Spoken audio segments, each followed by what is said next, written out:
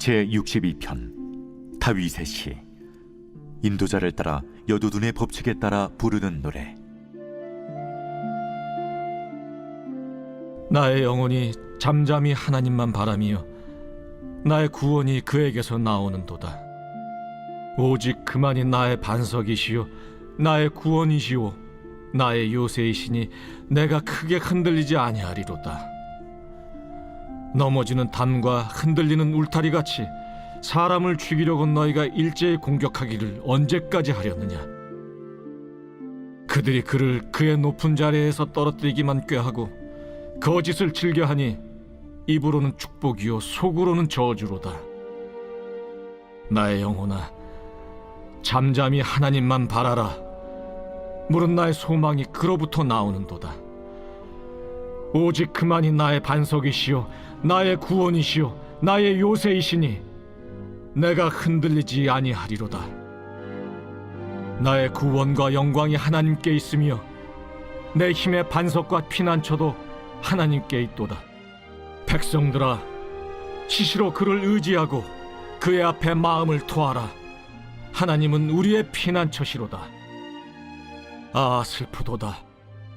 사람은 입김이며 인생도 속임수이니 저울에 달면 그들은 입김보다 가벼우리로다.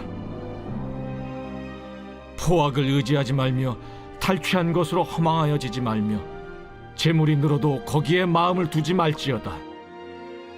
하나님이 한두 번 하신 말씀을 내가 들었나니 권능은 하나님께 속하였다 하셨도다. 주여, 인자함은 주께 속하오니 주께서 각 사람이 행한 대로 갚으심이니이다.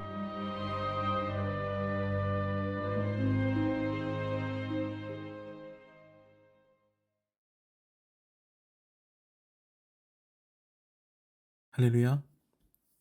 오늘 우리에게 주신 하나님의 말씀은 시편 62편 1절부터 12절까지 말씀입니다.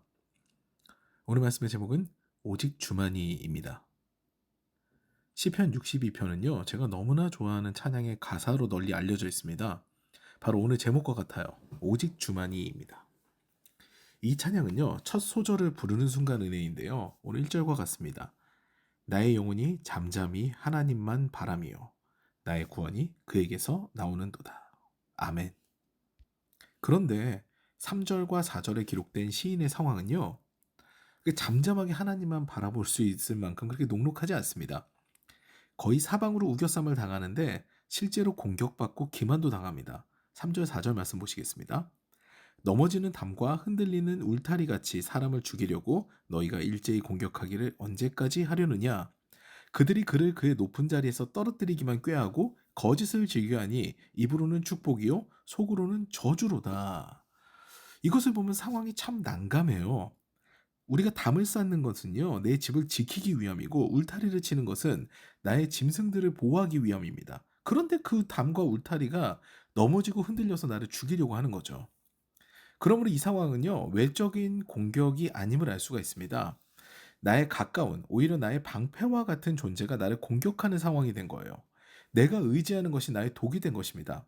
그런데다가요, 내가 의지했던 사람들도요, 실상은 자기의 유익을 위해서 나를 모해하는 자들이었습니다.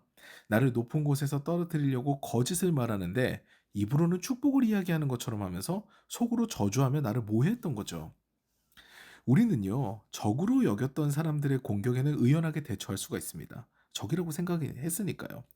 그런데 내가 믿었던 사람들에게 받은 배신은요, 정말 적지 않게 큰 충격으로 다가옵니다. 실상 내 편이라고 여겼는데 나를 끌어내리려고 하고, 나의 담과 울타리로 여기서 의지했는데 나를 덮쳐서 망하게 하려는 그 가까운 자들로 인해서 시인은 오늘 충격을 받은 거예요.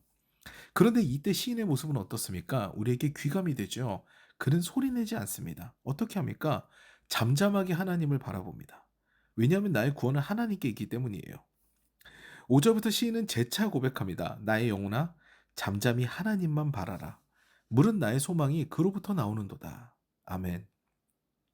구원과 소망, 그리고 나의 영광도 모두 하나님께 달려있으니 이제 나는 세상의 어떤 것도 의지하지 않고 내 힘과 반석이 되시는 하나님만 바라리라 하는 것이 오늘 시를 적은 이 시인의 고백인 거예요. 이때 시인은요, 8절 말씀을 통해 권면까지 합니다. 백성들아, 시시로 그를 의지하고 그의 앞에 마음을 토하라. 하나님은 우리의 피난처시로다. 아멘. 결국 사람에게 의지하기보다는요, 하나님께 토설하듯 기도하며 마음을 쏟아놓는 것이 지혜라고 시인은 말하고 있는 거죠. 그러면서 시편 62편은요, 지혜의 가르침으로 마무리를 짓습니다. 여기서 재밌는 표현이 나오는데요. 9절입니다. 아, 슬프도다. 사람은 입김이며 인생도 속임수이니 저울에 달면 그들은 입김보다 가벼우리로다. 인생의 허무함을 이렇게 표현하는 거죠. 저울에 달아도 입김보다 가벼운 것이 허무한 우리네 인생이다라는 거죠.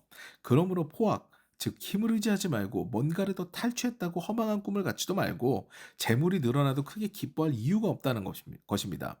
언제 어떻게 입김보다 가벼운 이것들이 날아갈지 모르기 때문이에요. 그러면서 시인은요, 이 시를 숫자 잠언 형태로 마무리를 하는데요.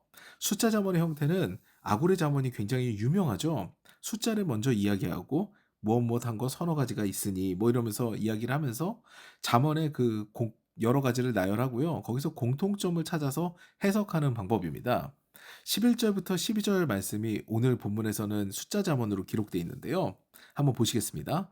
하나님이 한두 번 하신 말씀을 내가 들었나니 이렇게 숫자로 표현됐죠. 권능은 하나님께 속하였다 하셨도다. 주여 인자함은 주께 속하오니 주께서 각 사람이 행한 대로 갚으심이니이다. 하나님께서 한두 번 하신 말씀 그것이 무엇입니까? 권능은 하나님께 속하였고 인자함도 주께 속하였다라는 거죠. 하나님께서는요, 하나님의 백성을 향한 인자하심이 있고요. 하나님의 백성을 지키실 수 있는 권능도 있습니다. 그 모두가 하나님께 속한 거예요. 그리고 그 결과가 무엇입니까?